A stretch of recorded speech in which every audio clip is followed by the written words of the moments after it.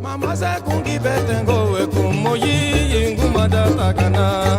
Okyo sokinu kibanga se Manuele ngando mushisamye. Manuele.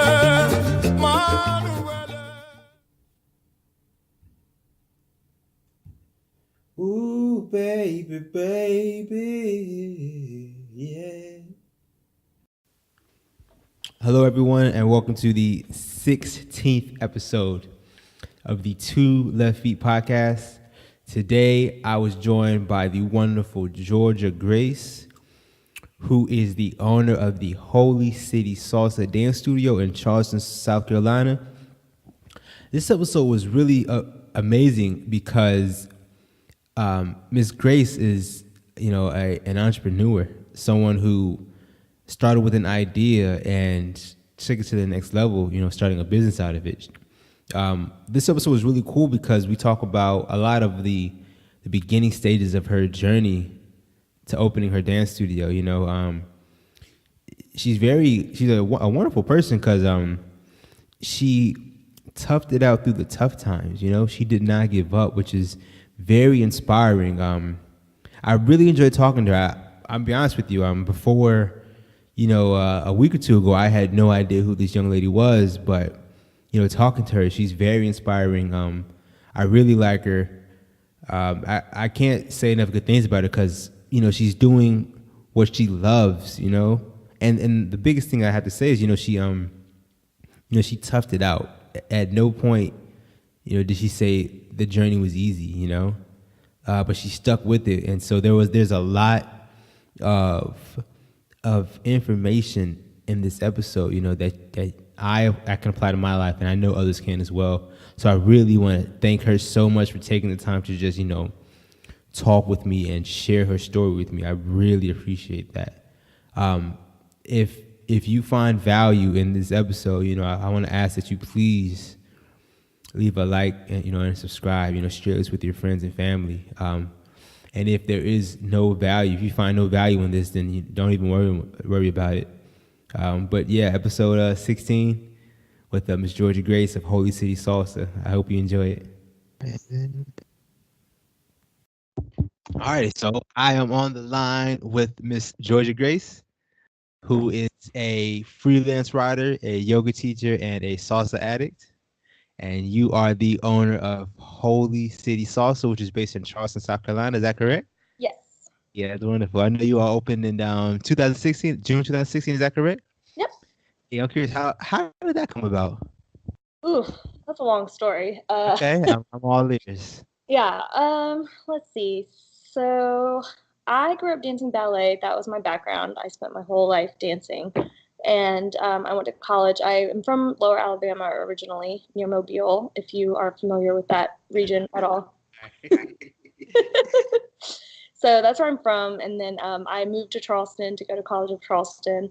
And it was like around that time that I started getting really into salsa because I had a dance partner in my ballet company, a guest artist who would come in and dance with us, and he was an amazing salsa dancer. So I was like probably 16, 17 years old, and backstage he would teach us how to dance and like teach us salsa, and that would be our warm-up before we were taking class and rehearsing and stuff. So he kind of got me bit by the bug, and like we would dance at the cast parties, and I just thought it was amazing and thought it was the coolest thing ever. So when I came to College of Charleston, I started just going out to the local salsa night wherever around town. This guy who's been here DJing forever, DJ Luigi, he's amazing. Okay. And he's kind of like, I would say, a large part responsible for the Latin dance scene because he's been doing his thing here for, I think, almost 20 years. Okay, wow. Yeah, so it was really cool. So I got kind of plugged into that. And then you know how dance does. It just snowballs and it gets totally out of control. And then you find yourself in other like cities and states and countries. But I really didn't think that I was going to go professional with it throughout college because I wanted to be a journalist. I wanted to be a writer. Okay. So I did a lot of freelance writing. I studied abroad in Cuba. Nice. College, which was really cool. And then I fell in love with a guy in Cuba, and I went to Cuba and worked as a tour guide for a little bit. Kind of like before I graduated college, which was really cool. And then once I graduated, I still didn't really think I wanted to dance as a professional. I loved it, wanted to keep doing it, but I just didn't really see that was like a career for me. So I did a lot of freelance work, did a lot of social media marketing. I did a lot of freelance writing, taught yoga. I mean, so many odd jobs, stuff. And then probably about a year after, I think about a year, yeah, I graduated in 2013. About a year after I graduated, a lot of opportunities just started coming because I was learning how to teach salsa at the time from a dear friend of mine, a mentor, Yanette Dickson, who is, Right. we joke that she's the madrina of the salsa community. She's the godmother. Okay. And she's definitely a big part of the reason that I am where I am today. She's amazing. And so I started learning how to teach from her and kind of apprenticing with her program and starting to teach salsa then. And I really found when I started teaching that my dancing just got so much better because Of course. so much from teaching, which is, it's such an amazing thing. So anyways, so it kind of started getting to where like I would get called to do gigs, or like I would do like a workshop here, a workshop there. And then it just kept growing and kept growing. And then I started renting out some space to do some classes and some workshops and started putting on events around town. And that was like mid 2015, end of 2015. And then early 2016, I was spread out across a couple different places. And it was really hard. It was hard from a business perspective because people couldn't find me because I would have class in one part of town on one night, and then I would be in another part of town the next day. So I would be here, and somebody would call me and be like, "Hey, I'm here for class." I'm like, "Oh, well, you're going to actually have to drive 15 minutes to get here because you're not in the right place." You try to be as clear as you can, but it's not always, it's not always easy. And then I just didn't really like that I couldn't totally have the type of space that I wanted and have the schedule that I wanted because, when you're using someone else's space, you have to go on their time, of course. Exactly. Go when they're done with their thing. So it kind of just got to the point in early 2016 where I was like, all right, I think there's enough going on that it's time to try this. And so I found a space, and my dad helped me he's kind of my business partner in all of this. And he helped me get the space together and build it out. And I don't know, you can probably see it a little bit here. This is it. It's pretty. Holy City Salsa. Holy City Salsa, the grand tour. So we built it out in May of 2016 and then started having classes in June, and we're about to celebrate 3 years. It's crazy. Oh my goodness. I want to say, I believe you were born in 92. Is that correct? Yes. So I was going to say, that makes you younger than me, and you are a business owner, which is amazing. That's so awesome. Yeah, it is. It was my, how old am I? I'm only 27. It was my 24th birthday. I signed the lease for the space, which was pretty cool. Yeah. I'm curious. I've never been to Charleston. And I've been to Myrtle Beach, but never Charleston. What is the dance community like down there? It's great. I think it's I mean, of course I'm biased because I've been in the dance scene here for 10 years. Okay.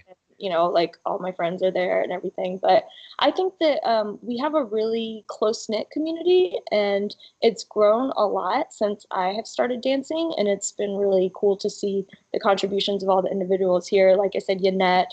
And there are a couple other groups in town, LaQuinn Mims, I don't know if you know him, but he's big in our scene, and a couple other groups. And they've really contributed a lot. So it's really cool to see how we have kind of worked together in a way to grow this community to be bigger. Because a lot of times when people come in from out of town, I mean, we're not a huge scene because Charleston really isn't that big of a city. It's okay. capital of South Carolina. It's a very popular tourist destination, but I don't actually know how many people live here. I should probably know that, but it's not a huge place.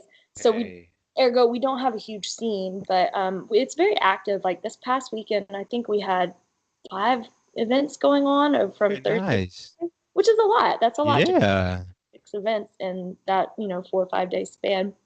And it's grown because when I first started dancing, it was Thursday nights at this place downtown with Luigi called South End Brewery, and that was it. It was the only place to go. And so from that, in the last 10 years, it's grown to have multiple clubs and bars and studios and socials and all this stuff. So I think we have a good scene. Like I said, I'm biased because I'm here. I definitely understand that. I'm curious. How many schools are there in Charleston? Dance studios. Well, there's a lot of dance studios for all types of dance, but I'm kind of the only one in Charleston proper that's for Latin dance specifically. And wow. Then, there's probably 3 or 4 other ballroom dance studios, and then probably 3 or 4 groups who teach salsa and teach Latin dance, but kind of like ad hoc, like kind of like how I used to, where they just work out. No, I spaces. mean, yes, that's amazing. You kind of have a monopoly there. Am I right? I think I wouldn't say a monopoly. I would say that I Okay. have my own community and I have my own group, and the people who come here are looking for a certain thing, and Okay. sometimes there's overlap and they find it in the other place. I mean, everyone goes to everything, I would say, Exactly. but Okay. Okay. um, yeah, I mean, I've definitely built kind of like my own people. It's not like I Yeah. came in and found the scene and took it over. It's more like I kind of created a special spot that appeals to certain people. No, that's awesome. I want to say I was looking on your Facebook page and your dance school has a perfect 5 out of 5 rating based on 55 reviews. So I want to ask you, what do you think makes you such a good dance school or dance studio? I have a few answers for that because I do think Okay. that. Although I'm not gonna lie, somebody's probably gonna listen to this and then go and leave me like a 1-star review because that's Man, my I shouldn't biggest have said fear. anything. Yes, I shouldn't say that, but I always am like, oh no, someone's gonna leave a bad review, and I'm like, but okay, like that's normal, because you can't please everybody, and that's So okay. true. So true. But that's like there's always that part of you that's like, oh no, somebody's gonna come and have a bad experience and leave a bad review. And it's like, well, okay, if they do, then that's okay because the people who read that review won't come and because those people who listen to that review would have a bad experience too. Yeah. Anyways, Pre-exception. so I think that a lot of the reason why we have succeeded is because we're consistent. I feel really strongly about doing what I say I'm going to do, which sounds very simple, but I think it's hard to have that discipline to show up every day. I mean, I'm fortunate because I have a great team and I have other instructors and an office manager, and we have a great staff here. So even if I'm sick or something and can't be there, the show can still go on, which is amazing. It's a huge blessing to have that. But I really think that a large part of our success is just from just showing up every time we say we're going to have class, unless there's like a hurricane or something, we don't have, we have class. And I really think that that's something that not everybody does, just from looking around at just everything and all different types of businesses that you see. The ones that succeed are the ones who just, if you say you're going to be open at 5:30, you're open at 5:30, and like not 5:34 or something like that. So I feel like that has a lot to do with it. We also have a culture for our instructors of patience. So we're really about being patient and about meeting people where they are and not, sometimes it's hard when you get into more advanced classes because like you have to cover a certain amount of material, Right. Right. but Right. we really try. Like if you come in the door and you've never danced before, we're really going to do our best to make sure that you feel comfortable and that you feel welcome and that you can get something out of it because people learn at different paces, and Yeah. teaching group classes is hard because you have to juggle, okay, there's somebody over here who can barely step tap, and then there's somebody over here who spent 15 years dancing jazz, tap, and ballet when they were younger. So like to manage that is very difficult, but we Hmm. just really try to be very patient with people and to meet them where they are, and I think that helps a lot. I definitely understand that. I personally I've been dancing salsa for the last 7 years, so I understand like that whole group class concept. Some people learn at different levels, different speeds, and everything. I'm curious. What has been the for teaching for you? Hmm. I think a lot of it is feeling like I am good enough, which I think is something that a lot of people struggle with, in all walks of life. But I think because even though I have been dancing salsa for a long time, I've been dancing for almost 10 years, it still doesn't feel like that long. So I still feel Okay, like a relative newcomer to the scene, I understand. versus all this experience I had dancing ballet. I have 20 something years of ballet under my belt, but I only have half as much in salsa. So a lot of times I think the challenge for me is feeling like, oh, like, am I good enough? Like, and I mean, I believe I am because Uh-huh. Right, people right, are, right. and I see my students improving and we That's have, awesome. but I think that that's really one of the hardest parts of teaching is just being confident enough and feel. Okay.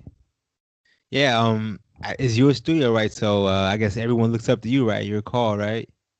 And I understand that can be difficult. I'm curious, what is your favorite part about teaching?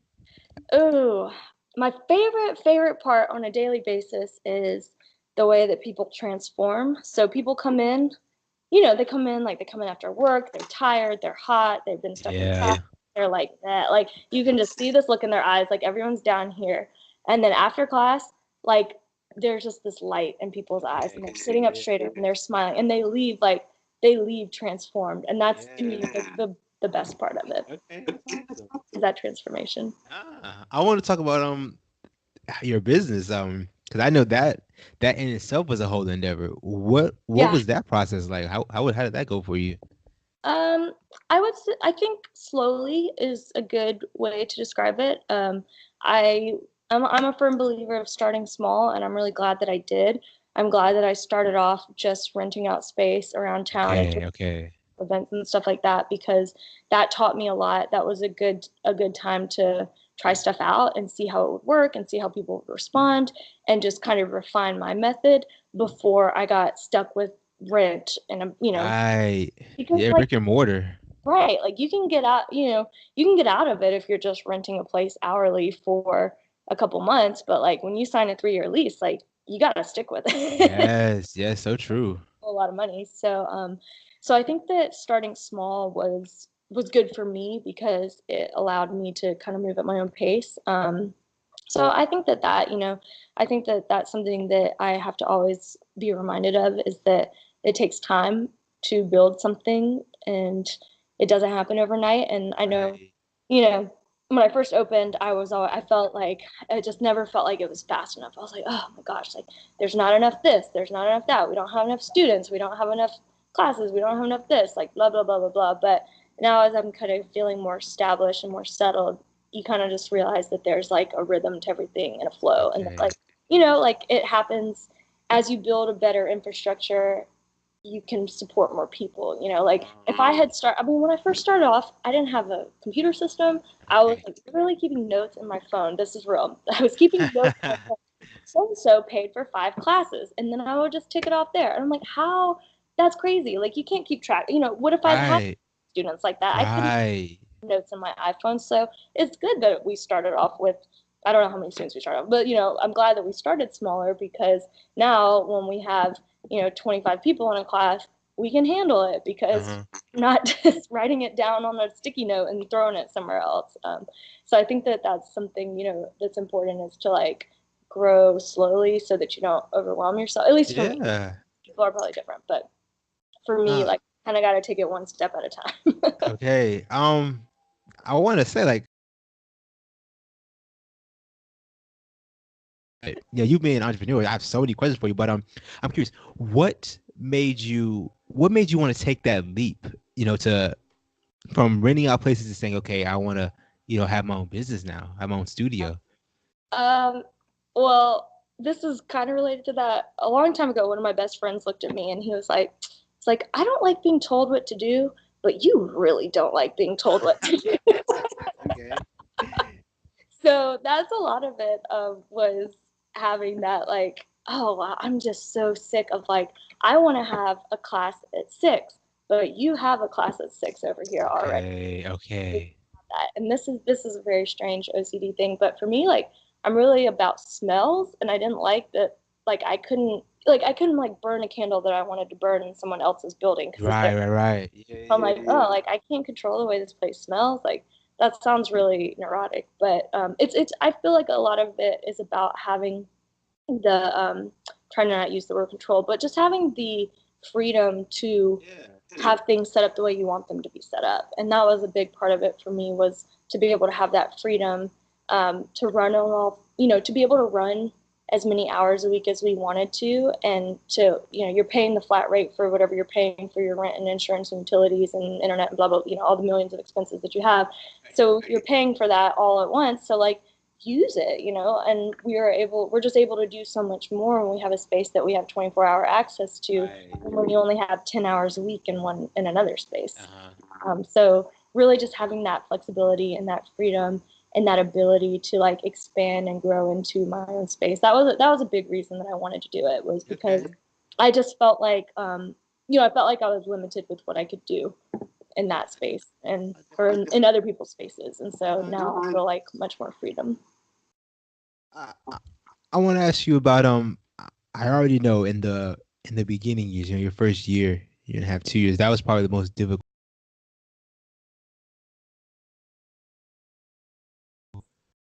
At what point did you feel like you turned a corner and you felt like you were on top of things, you were ahead of things? At what point did you feel that way, and what changed for you? Um, I can tell you it was about a little less than a year ago. It was at the beginning of the summer because I was about to close. Burnt out. I was so exhausted. I was working all the time. It felt like I wasn't making any money. It sucked. It just totally sucked because I was like, oh my gosh, I'm almost 2 years into this. I'm not paying myself. Why am I working for free? Like if I wanted to work for free, I'll go get an internship somewhere and not work for myself. And I think that's, again, I think that's part of the whole process. But yeah, I just got sick of it. And I was like, okay, something's got to change. Either I got to close this place or I got to change the way that I'm running things because this sucks.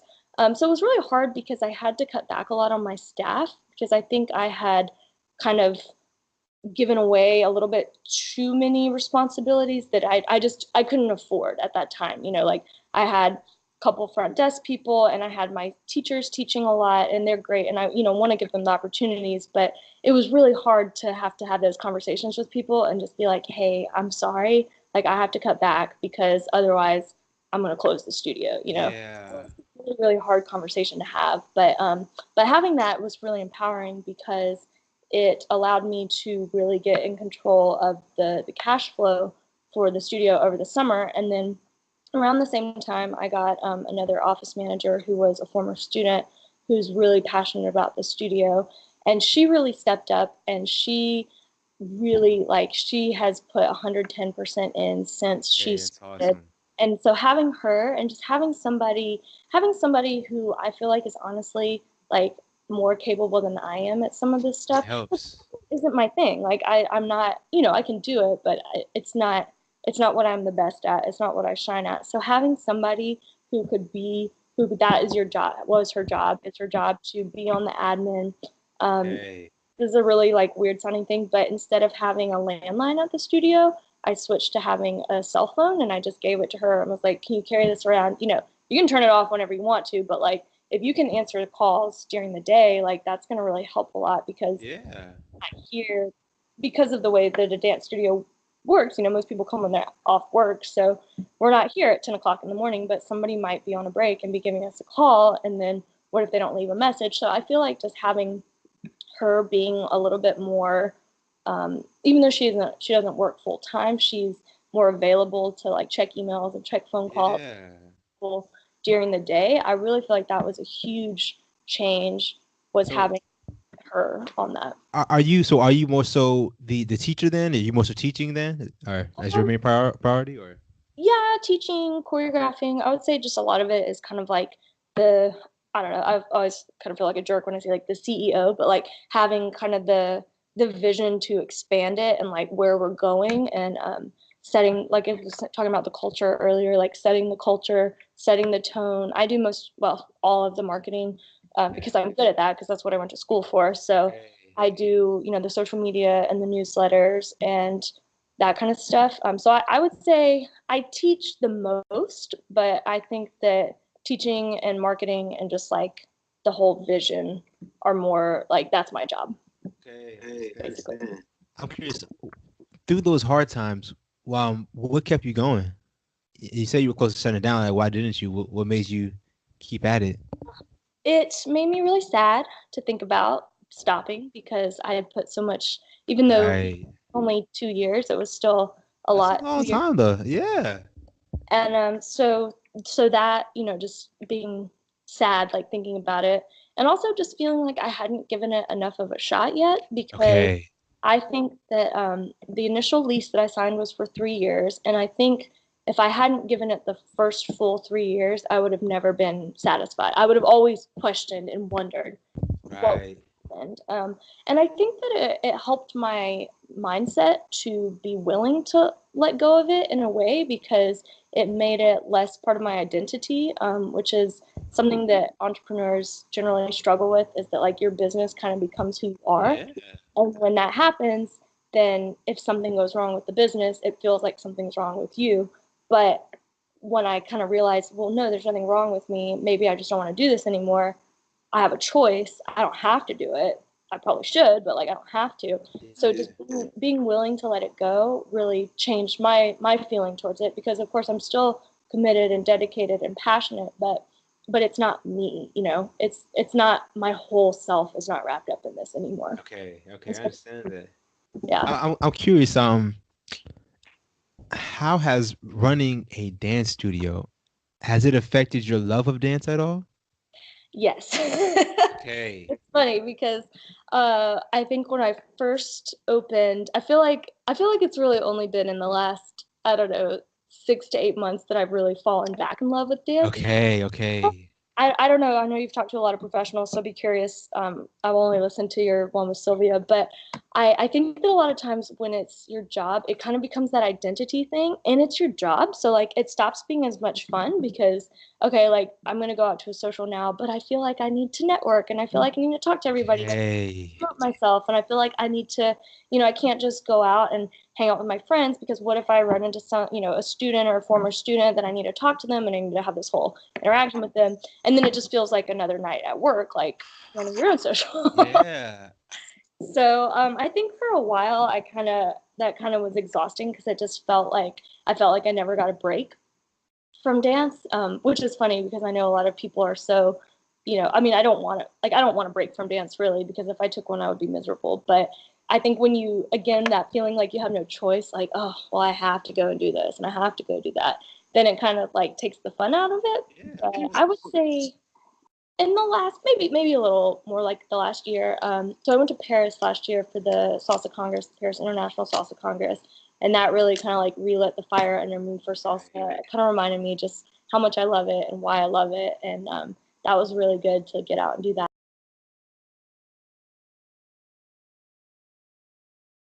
The dance that I do, that I used to do. So like I take ballet class every week. I'm about to perform in a show next weekend that's like contemporary and modern dance. Oh gosh, I have a show tomorrow morning with another modern company, and it's going to a school and performing this whole work that's super interesting. I could talk about that later. But like just going back to dancing for me has made me happier and love it more here. So when I come in here, I feel so much more refreshed and rejuvenated, and I'm excited to be here because like I got filled up going to my class last week, or I got filled, you know, going to my rehearsal and getting to perform for me and not having to perform, you know, like. No, I definitely understand that. So it sounds like you were able to find that balance between, you know, the business and I guess pleasure. I'm curious how you might have already answered. How did you find that balance? You know, was it just, I guess the people right now who are strictly business, you know, do they need to just put the business to the side and try and focus on themselves? I don't know. That's a good question. I do think balance. I mean, balance. I think is like a kind of a mythical concept, because if you're really into one thing, like you can't, you know, like you can't be like super into growing your business, but also like traveling the world at the same time necessarily. I don't know. Maybe you can if you have like an online business or something, but I think that you just have to pick and choose sometimes, and you just have to make decisions. And I think I just kind of got to a point where I was like, well, you know what? You know, actually, really what it was I was like, it was that time last year when I was not making any money. I was like, well, I'm not making any money if I work this hard. So why don't I just not work as hard? Because I'm still not making money.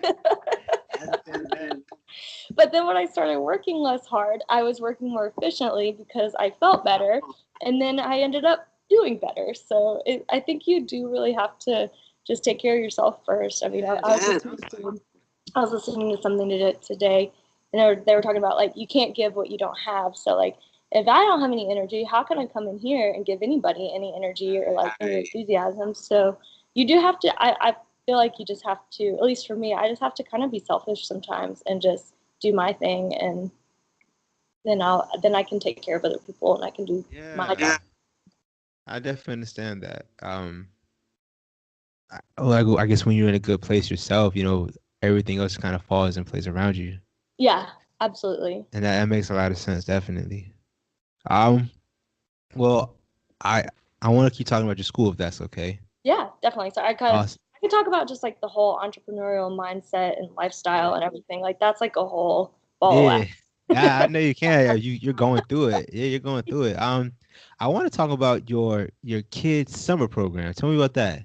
Yeah, so I'm super excited about that. We had a kids summer camp last year and it was awesome. It was like I don't watching kids dance salsa is just like one of the most amazing things ever because they love I mean kids love to dance. Kids Yeah, dancing anything is just amazing. But so you know something about like the Latin music and the rhythm, it just really inspires them and then you know like some of the kids their parents dance, so they like listen to this music at home and then for them to get to come and learn it themselves was like so exciting for them and they love it and so I'm really excited about that because we did a summer camp last year and a winter camp this year and we've kind of done intermittent group classes but we're going to launch group classes like weekly kids classes in the summer as well as do our summer camps. So I think that that's really I'm excited about like building the next generation because I keep thinking like what would your life have been like if you were 7 or 8 years old and you had started to learn salsa? Can you right, imagine? right. Starting that young, yes, that'd be so amazing. Yeah, so that's something that I have really been thinking about a lot. Is just like, man, I wish I'd had that when I was that. I mean, I'm so glad that I had ballet and that I had that whole experience. But like, gosh, I probably would be like a much more well-adjusted person. Yeah, I say for me personally, I grew up scared of the dance floor. I grew up scared to dance and express myself. So Wow. taking classes and just being around that, I would be a totally different person today. I know it. Yeah. So, but yeah, I definitely understand, and I like what you're doing. That's amazing.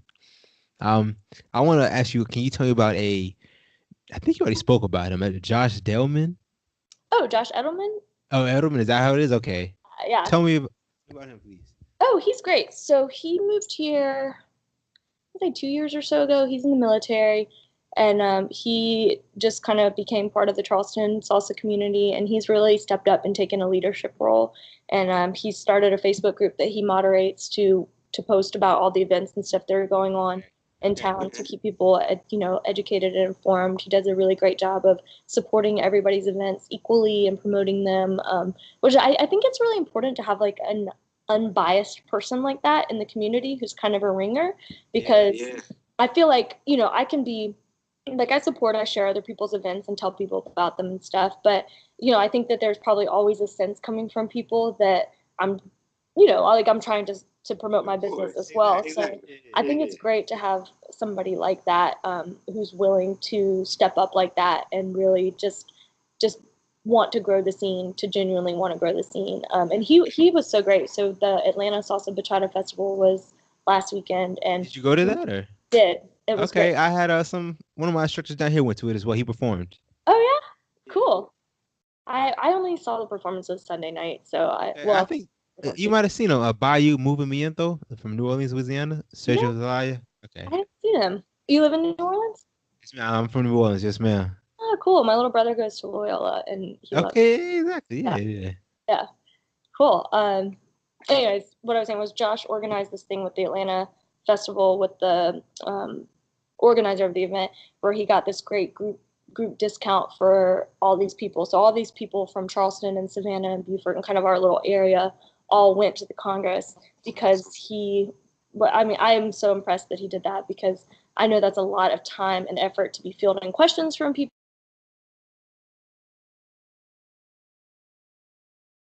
I am so impressed that you had the time and the energy and the patience to do that. But it was really cool because a lot of people got to go to a Congress who'd never been to one before. So it was I think just congresses are an amazing experience, especially great experience to learn, to see, talent level. It's a very inspiring atmosphere. mhm. It Yeah. is. Yeah. So I was really appreciative of that. And like the highlight of the Congress for me was seeing one of my students he's been with us almost since we opened. And just like seeing him on the dance floor, I have never seen somebody that happy before. Okay. He was floating, like he was on cloud nine the entire time. He's posted on his Instagram story like every couple hours about the classes and the social dancing. And I was just like, oh my gosh, like you are having the time of your life and you are killing it on the dance floor over there. Like this is amazing, That's awesome. Yeah. that was like a, it's not about me, but like it was a validating experience to be like, okay, cool, like I'm glad that I'm doing this so that I can serve people like that, so that they can have this experience, because like maybe he would have found dance somewhere else and he could have taken classes somewhere else. But like I just feel honored that he came here and he learned from us, and then he's been able to go out and take it out into the world and like have these amazing experiences, and it's really cool. A common thing I hear from instructors is, their favorite part is just the impact they have on people. It means a lot to them. So I definitely understand that. Yeah. I'm curious, where did you get the name Holy City Salsa from? Please tell me. So Charleston is the holy city. I don't know if you say you've never been there. The skyline is like all church steeples, and there is an ordinance that was passed hundreds of years ago that the tallest building cannot go above the tallest church spire. Wow. Okay. So that's why it's the holy city, because there are like a million churches downtown. I mean, I don't see how that's different from any other city in the South, honestly. But Charleston is the holy city. So okay, I get you. I understand that. How about tell me about your 3 dance teams? You have 3 different ones, correct? yes. Well, we actually only have 2 right now because Okay. people, but we have a bachata team, which one of my other instructors is heading up right now. She's doing a fabulous job. She loves bachata, and it's really cool to have her back. She has 2 kids, so for her to make time for that, on top of having, she's busy. Yeah, like 2 kids under the age of 3, and she still makes time every week to come and teach her class and to run her rehearsal is like really, really cool. And people are loving that, because bachata is fun and everybody's into it. And then I have my team, which is a salsa fusion team, which I just call it that because like since I have training in other styles, I like to incorporate them. So I like to pull in some like ballet or jazz or modern or, whatever, like kind of just like whatever movement style I feel like goes with the music, and kind of blend things up a little bit, because I think that it makes for more interesting dance. And I think it's more fun that way, because I think instead of being like, oh, I can only use the movement vocabulary from this style of dance, I'm like, oh, well, I can use the movement vocabulary from this dance. So that's what I come up with. So it's a really fun. We have 8 people, and it's a really fun group. We're doing a Justin Timberlake song, which is because I like to do that. I just like to try to do things a little. I like to do things my way. Of course. Of course. I'm curious. I remember you saying that you had to build a team, right? Mm-hmm. What was that like? So when you first started the business, was it just you? You ran everything, and you slowly. Yeah. Tell me about that. Yeah. So when I first started, like I said, I was just kind of around at a couple different places, and then a girl that I knew from college named Kayla, she started coming and taking my class, and I just kind of had this feeling about her, and I was like, hey, like I think you would be a really good instructor. Would you like to start learning how to be an instructor and helping me out? And so she kind of became like, she was kind of the first one into the group, and she helped me out. She assisted classes. She would sub when I was out. She was, I was like kind of training her to teach the way that I teach as well.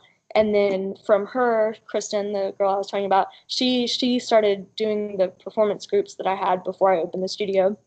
And she's like kind of one of those people who likes to take charge. So she would just come and help, like, kind of like, it's great when people help you when you don't ask them to, because it's amazing. So like, I remember, I think there was one day that I was sick, and I was like, oh, I really don't want to cancel class. She's like, it's okay, I'll do it.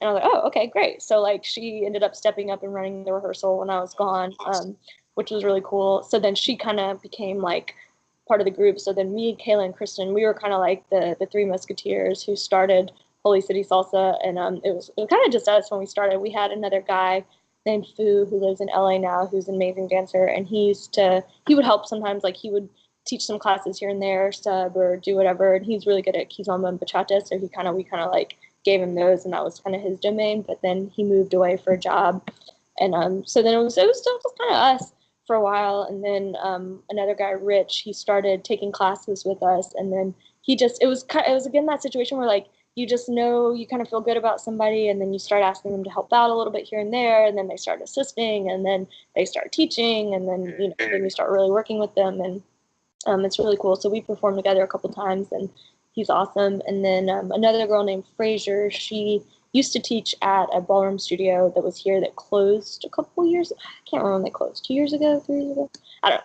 at some point, so she had reached out to me, and then we got to a point, like when she first reached out, I was like, sorry, like I don't really have that much for you right now, but let's stay in touch. And then a couple months later, I was like, okay, like now we have more going on, more classes, more private lessons. Would you like to join? So then she's joined. And then Kristen's husband, he's a ballroom dancer as well, so he'll kind of come and help out sometimes too.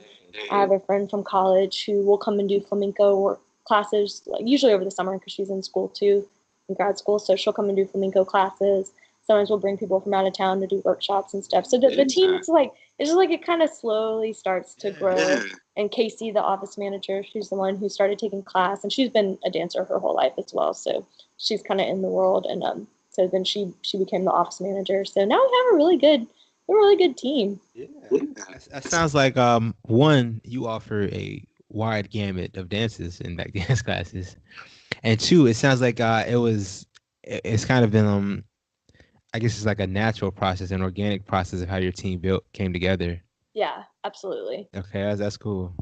Yeah, I feel like that's a good way to do it, at least for something like this that is such a like personal business. I feel like so much of this whole thing is built on relationships. It's really just built on the relationships that we have with our students and the relationship that they have with us and with dance. So I feel like with that, you have to kind of like, people have to kind of come into the fold and like become part of it and really kind of become part of the community so that the students will like know them and accept them and trust them and stuff. Because sometimes people will come up out of nowhere and they'll ask for a job, and a lot of times I just don't have anything. I'm like, oh, we're good. I'll keep your info on file. But I was like, but like, can you come and take a class, or would you come to a social or something? Like, we just need to make sure that you fit in and that you're the right fit for this. And a lot of people don't. So I think that, I think that's kind of telling, because I think if you really want something, then like, show up and you'll try to make it happen. Like for me, the best people who have joined the team are the ones who have like put themselves on the team. I understand, because they probably wanted it. Yeah, who are hungry and who really, they're the ones who really like have a lot to offer, and they want to be there, so they really want to be it, and they're committed to the vision. You've built that culture, and people who like it, who are inviting to that. Yeah. So I definitely understand that. I think you already spoke about her, but tell me about Miss Yanette Dickson. Is that how you say it? She's the best. Tell me about her, please. So I have known Yanette probably since 2010. Like she was definitely my intro into the salsa world, because she knows everybody. She has always known everybody. How'd you meet her? Through a school or? Just like out at South End at the spot.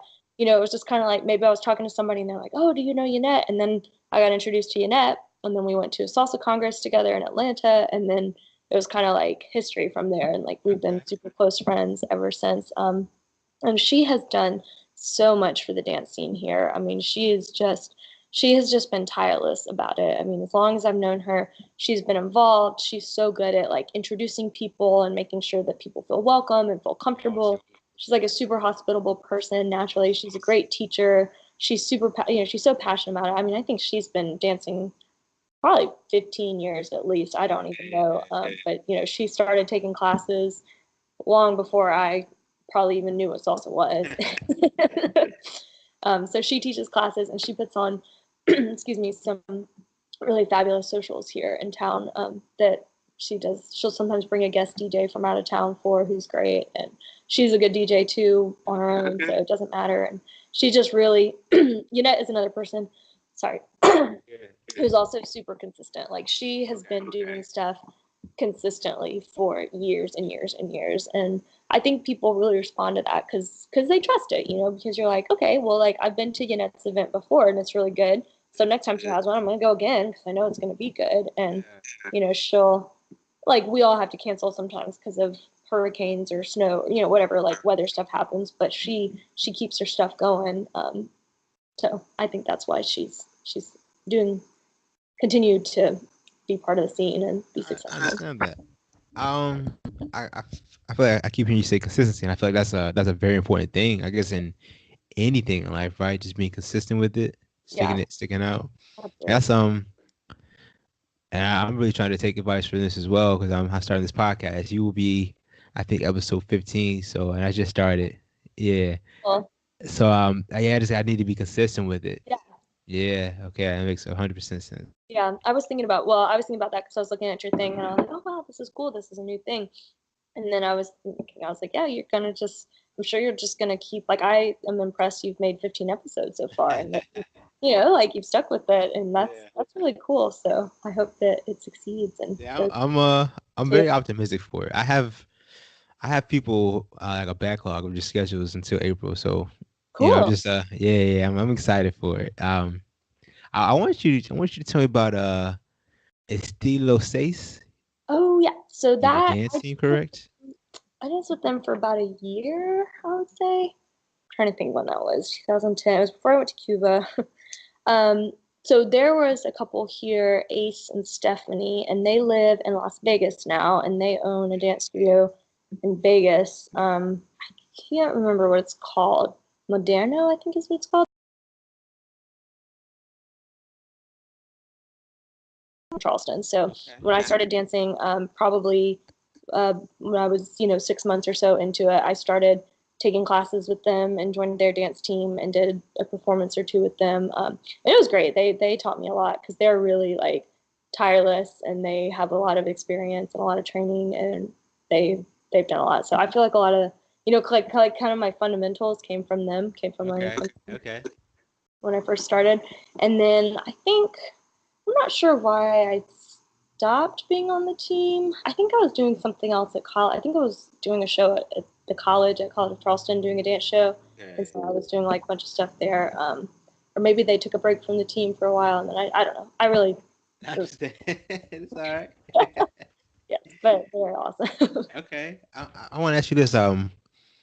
It sounds like you have, or actually, I know you've experienced a lot of success in your life. What advice could you give to people who are currently chasing their dreams?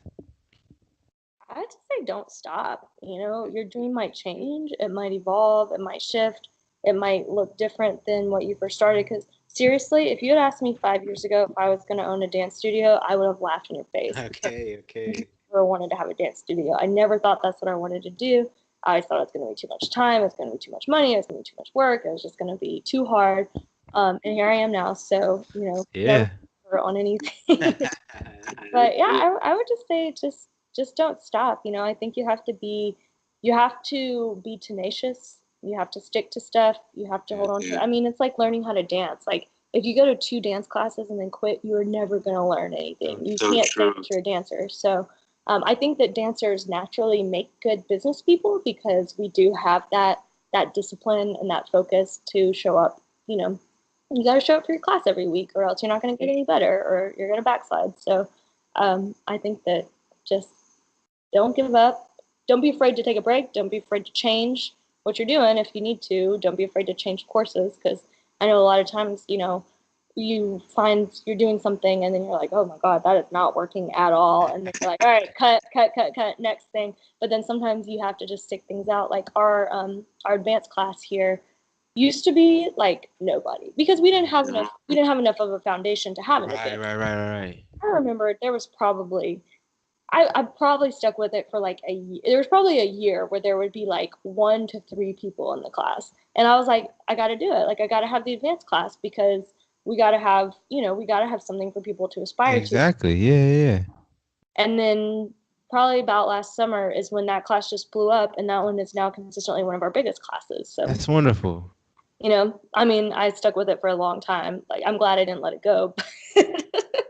It's a long time. And sometimes like I think that something that a lot of people don't realize when they see like a studio or see somebody who appears to be successful is like there are a lot of days where it didn't work. Like people don't show up. I mean, how many classes have I showed up to and no one else has showed up but me and Okay. one other person? But you just have to keep going because even if you can just do what you said you're going to do and just affect one person positively, then like you've done your job. And with that, I would also say like whatever your dream is, just try to think about how you can be of service to other people because otherwise, what's the point? That's what matters most, right? Yeah. Yeah. Giving value. Mhm. I think you might have already answered this, but what is your mentality when it comes to challenging and overcoming obstacles?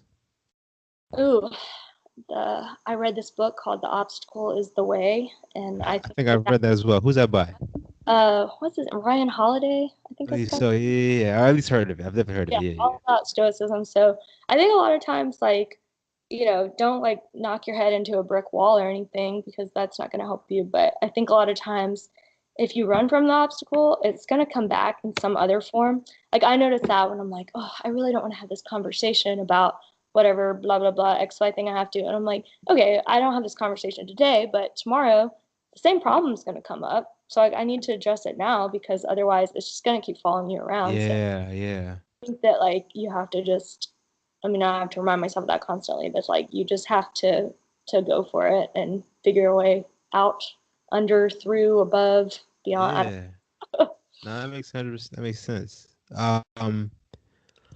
What are some lessons that you have learned through dance that you have translated to your everyday life? That's a good one. I remember being in a ballet class one time and my teacher was talking about how like a little girl she taught said was like she was like, man, like as you get better, it just gets harder. Because like, you master one step and it's like, okay, Something cool. else. Yeah, like, okay, I can do one turn, but now you got to do two turns, or like, you can jump this high, but now you got to jump this high, or you can do a split, but now you got to extend your split or something like that. So, I think that that's something, but you're like better equipped for it. So I think that even as you go, like you have maybe bigger challenges, things get harder, things get tougher, but like your abilities increase at the same time. So like I feel like today I'm much more well equipped for the challenges that I'm facing now than I was 3 years ago. Like if I Yeah.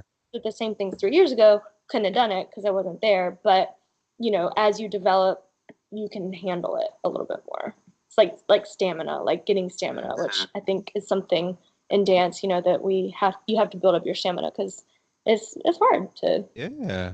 like when you first learn a routine you're totally winded after you do it, but then as you practice it for a month and you're like, oh, well, that's not really that bad. That's not that hard. Or like, I can do my arms the right way now instead of just keep my feet going or whatever. So, No, I definitely yeah. understand that. You become more prepared for it. I understand that. Yeah. So I think that that's a big one that I've learned from dance is just that like, like you're always preparing yourself for the next level somehow. You're always Yeah. for the next level Yeah. but you can't get there. Like I can't get up here unless I start here and work my way up. Like I can't Right, right. jump. Like you Yeah. can't just go from just learning the basic step to like all of a sudden taking the most advanced class out there and like dancing with the world champ. I mean, maybe you could probably dance with the world champions if they were nice, but like it wouldn't be like you wouldn't I have like understand. Yeah, I understand. I definitely understand that. I want to talk about I guess being ready for something. At what point do you just say, to hell with it all and just do it? Like what made you take that final plunge into the business? hmm. Was it the smells? Is that what triggered it? Like I can't do this? I think that you're never really ready for like you're never gonna feel 100% ready. I think that you have to be smart and you have to take calculated risks because if you just totally jump into something, like if you just had never danced before and walked up off the street and were like, I'm gonna own a dance studio, I've never run a business before, I'm gonna jump in and throw 100 grand into it. Like, that's probably not the smartest thing ever. You're probably Right. ready for it, like maybe like do a little bit of research first or something. I think for me it was like realizing that it wasn't that bad. Like it wasn't like for me what helps is when I get like some tangible steps written down because when it's in your head like you don't know it's not broken down. It's just like, oh my gosh, this is a huge goal. How am I ever going to get there? But if you stop and you really lift it out, like when I really sat down with the studio and was like, okay, well, what do I need to do to make this happen? Like what do I need to find? What's the process? Okay, I need to find a space. Okay, I need to find floor. Okay, I need to find mirrors. Okay, I need to, pick out paint for the walls. I need to set up this electricity. I need to set up that. I need to get this inspection. And like once you kind of write it out and list it out, you're like, oh, well, that's not that bad. Like, let me just do one step at a time. So I think that just taking something big and putting it down into smaller pieces makes, I think that for me, that makes me feel like, okay, I'm more ready for this because it's not like, oh my God, like this is all at once. Yeah. Like It's just another, not that big goal. You have these milestones, these subsets. exactly. Even like this piece that I'm performing in tomorrow, I'm nervous about it because I just started rehearsing with this company in December, which isn't that long, and it's a full length production. It's like a 45, 50-minute long production. Wow. It's a lot of material, It and is. so like when I first like I went to one of their rehearsals and watched it, and I was like, I have to learn all of this? Like what? There's no way. And then once I started going to rehearsals, and then okay, we're just gonna start with this one piece, and then we're gonna do the second piece, and then we're gonna do the next one, and then last week we ran the whole piece all the way through, and I was like, oh, well, I got through it. Okay, cool. Nice. So that made it like much less terrifying for me because when it's just all this stuff that you can't see all the individual pieces, it's scary. Mm. It's hard.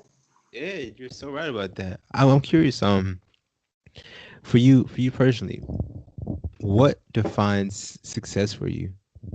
Mm, something I listen to a lot of like mindset stuff because it really helps a lot. But one definition I heard is success is the how do you say it? The pursuit of a worthwhile goal. So Okay.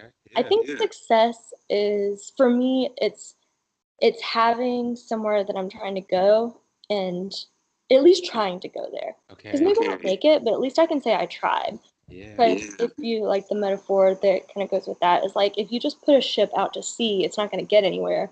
But you put a ship out to sea and you put a crew on it and you give it coordinates and you give it a place to go, probably going to make it there, barring Yeah. some great catastrophe or something. So I think I've had to really work a lot on like my definition of success because I think that for me, I never put a name on it and it was like always out of reach because I was like, oh, well, I'm just not successful yet because I don't know because I don't look like this person or like my studio doesn't look like theirs or I don't have as many people as this person has or like I'm not doing this. And then once I kind of could like dial it back a little bit and be like, oh, well, maybe success for me is just like having this number of students this week, or maybe it's just making sure that today, like, I can make somebody's day, or that I can meet like a shorter term goal and then kind of stack those into longer Yeah.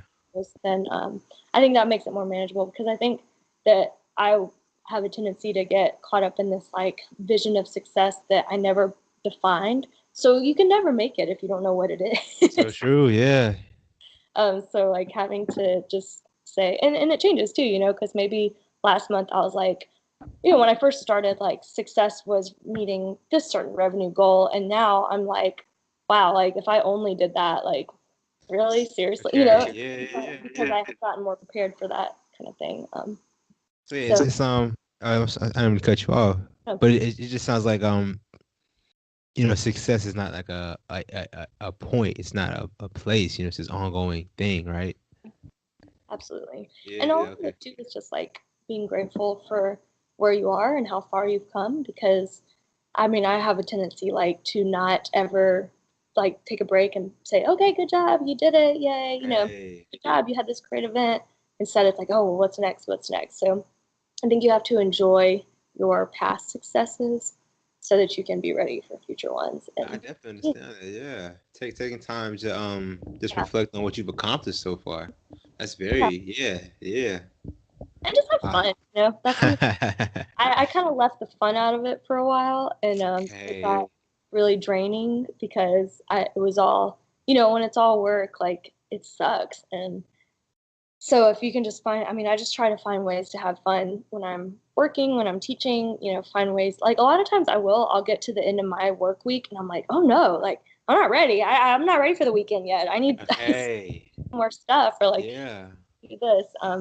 So just finding ways to make it fun for yourself and for other people, they're That gonna respond makes more. yeah, that makes a lot of sense. Like it just goes back to when you're in a good mood, it reflects upon other people and everything else. Yeah, definitely. I wanna switch up gears on you, all right, real quick. Okay, switch All away. right, check it out. I want to ask you the series of rapid fire questions, all right? Whew. Okay. Hey, I want you to try and answer these questions, and we'll say 5 seconds or less. Okay. Okay. All right. Are you ready? Yeah. All right. Let's get it. If you could meet anyone, dead or alive, who would it be? Michael Jackson. All right. Sure enough. What is your favorite thing to do outside of dancing? Reading. Okay. Fair enough. Why did the chicken cross the road? I'm thinking there was probably something really good to eat on the other side. Perfect. Perfect. What is the best gift you've ever received? My dog. My boyfriend gave me my dog All right. 3 years Wonderful. ago. Yeah.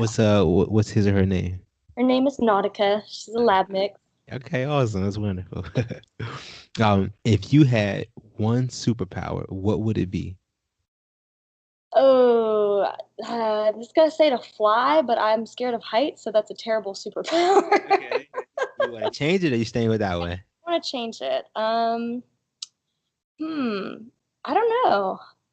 Why is that the hardest question of what superpower would I have? Oh my gosh. I probably would just say like super strength because then, I mean, I already feel like I'm pretty strong, but I think I would be pretty invincible if I had super strength. Sure enough. What is one item you could never live without? I'm gonna say my Kindle because I Okay. like to read. Hey, sure enough, sure enough.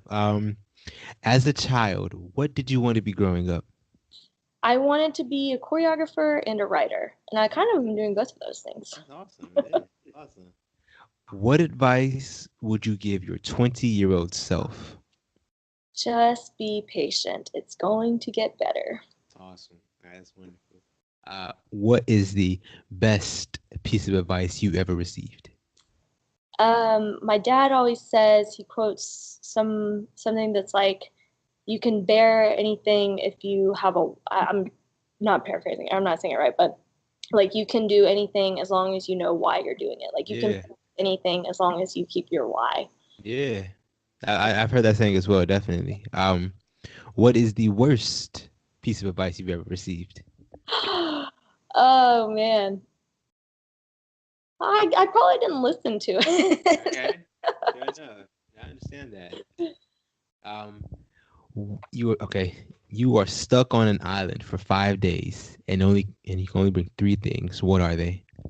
uh, is it like enough food and water to get through those couple of days, or is the food included?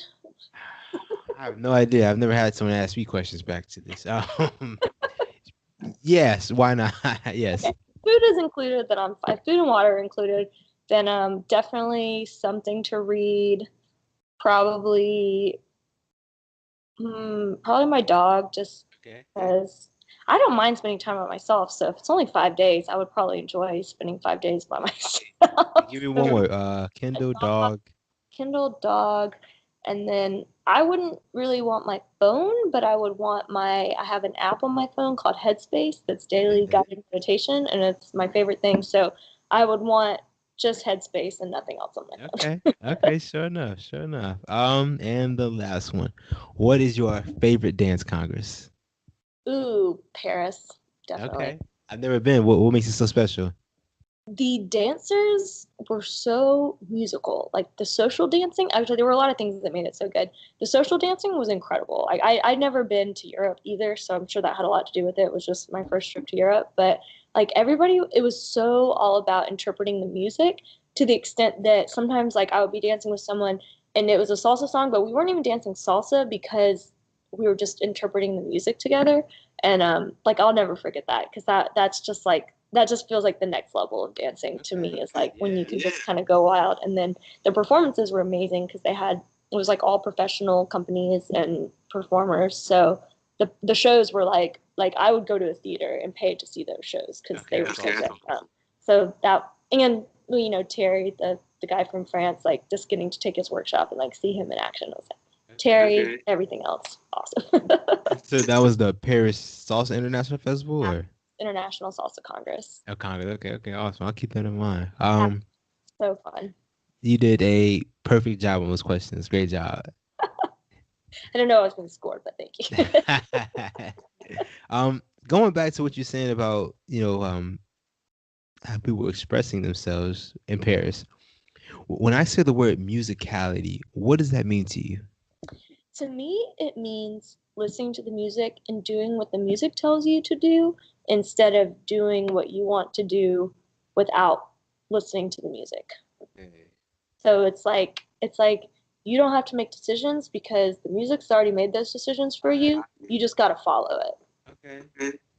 Like if there's like that, whatever, like a percussion hit and you hit on it, or if the music breaks and you stop, like there's no music. Why are you gonna keep dancing? That's true. No, I definitely understand that.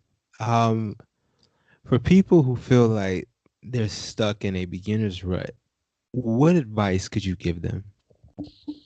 Hmm. Probably, I mean, because I feel like I get stuck in ruts all the time. Is like go go a little bit outside of wherever you are. So like maybe if you're stuck in a beginner's rut in one style, try a different style. Or if you feel like you're in a rut because you're just taking classes and going to socials, maybe find somebody to practice with and see if that cures your rut. Or find like you maybe kind of stay in the lane a little bit, but like find something outside of it that can inspire you and excite you and get you. You need to find something to get you excited enough to go to the next level. So whatever, maybe something to work towards, like maybe join a performance team so that you can work on a piece of choreography and perform it, or plan to go to Congress, or plan to go on an out of town trip to go dance somewhere else, or something like that. Like I feel like for me anyways, having like a goal is really helpful because it's hard to for me it's hard to do something like just for the sake of doing it. But if I'm like, oh well, like I gotta get on stage tomorrow, okay, let me go practice. Like having deadlines or something like that. That's what I would say. I understand that. For people who are intermediate and want to take that leap to advance, what could you tell them? Go back to your basics. Okay. Because I feel like if you, I don't know, I just feel like I'm always working on my basics. Like I still feel like I have so much to learn, and anytime I like revisit something so simple, like I learned so much more, and then you can translate that into the bigger and better thing. So like the more you can clean up your basics and make them just flawless, then the more support you have for the harder stuff. If you can do it well at snail speed, then you can probably do it faster. But if you can't do like this is always the test for me for like to see where ladies are. If you can't do a crossbody lead like as slow as you possibly can, you probably can't do it. So like you need to just go work on that. Like if you can't wear a pair of heels and go through the slowest crossbody lead turn of your life, then like you need to just work on that before you try to add triple spins or whatever you're trying to add to that. So that's what I feel like is you have to just make sure because that was my training in ballet is like you have to you have to make sure that you can do these basic the basic positions of the feet and the basic warm-ups and exercises and stuff before you can progress on to more complicated moves. And you're constantly every single ballet class starts with plies. It starts with the same warm-up no matter where you are, no matter what you do, and whether you're Misty Copeland or a baby, like your ballet class kind of follows the same progression, and you never stop working on those basic steps even though you might be a pro or you might be advanced. Like you can't forget about them because they're going to get rusty if you do. I say, I think you are keeping the streak alive of all the people I talk to. They all say from intermediate to advanced is just always go back to the basics. Really? That's what everyone says. So, Yeah. I think it must be the truth right now. By now, That's what I what want. is what is one tip that you could give to anyone to make them a better dancer instantly? Instantly, I don't think there's such a thing as instant, but I think that if you can be your own dancer, you're going to be a better dancer. So if you can find like your style and find what feels good for you, because like something that feels good for me to do and it looks good on my body might not look good on you, might not Yeah. look good to you. Um, and if I just get on YouTube and watch, all my favorite dancers and try to copy them exactly, then I'm not me. I'm just kind of like a bad copy of them. So I think that, when you can really like just relax and be yourself, I think that makes you a better dancer because it makes you unique. And I mean, like unique, I feel like it's such a like not a good word anymore because everything is all about like, oh, be unique, be special, be yourself, blah blah blah. But I think it's just like just owning your style and owning and just like owning with that kind of comes owning your limitations. Like, okay, so like I'm not naturally flexible. I have to work at flexibility. So like I'm just gonna own that instead of being like, oh, I'm never gonna get my leg up here. Like maybe my leg's just gonna hang out here. That's cool. That's fine. And let me just own that and maybe I can have like a different level of musicality or maybe I can have a different artistry or something like that so that it doesn't matter, you know, maybe I don't have the perfect technique, but can I bring more life to the dance or can I bring more energy or can I bring a different like interpretation to it or a different character or a different attitude that is just me. That's only I do. I understand that. I definitely understand that. I wanna thank you for taking time out your day just to talk to me. Yeah, I really hope that you have success with this podcast and then it goes where you want it to go because I think that's great. I don't know if I could ever do that. I understand. I think my biggest strength is just being able to listen. I don't mind listening. So to talk to people is not a problem at all. Yeah, you're good at Um, it. I want to ask you, what are some of your upcoming events? What do you have going on? Ooh, well, like I said, I have a couple performances with other dance groups coming up, which I'm very excited about. I'm going to Paris again for the Congress in a couple weeks, which I'm also excited about. I want to do the Carol Flores Performance Challenge there, but I haven't decided if I'm going to do it or not yet. Mostly because of the time difference, because I just did the Tropical Gym performance experience in Atlanta. It was fabulous, but we had to be at rehearsal every day at 9 a.m. And I'm like, okay, if I'm in Paris and it's like, you know, whatever the time difference is there, 7 hours earlier, 7 hours later, like, you know, 9 a.m. is going to feel like a totally different time to me. Like, I don't know if I can do that. Because last year, I don't think I got up before like noon every day that I was in Paris. So, like, I don't know if I can make it. So, let me find out what time the rehearsals are, and then I'm going to commit to that. And then in May, at the end of May on Memorial Day weekend, we have a big summer kickoff party here. So, all of our teams are going to be performing, and I'm going to be performing with some of my students. And so it's not exactly a showcase. We do a big showcase at the end of the year every year in December. So this is kind of like a little mini showcase, which I'm super excited about because it's just fun. It's always fun to have a special party like that and people get excited and we have food and shows and all that stuff is good. That's really cool. That's really cool. Yeah. I'm curious. How can people get in contact with you?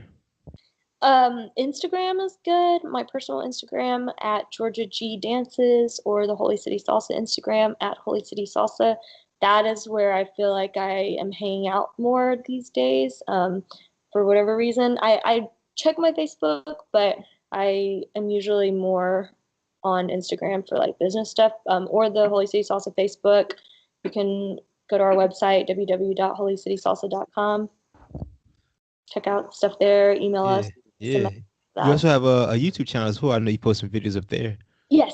All of our performance videos are up there. Yeah. Okay, as well. sure enough. If you want to see what we're up to, it's always cool. I always am proud of my students for performing because performing is hard, you know? Very hard. It really is.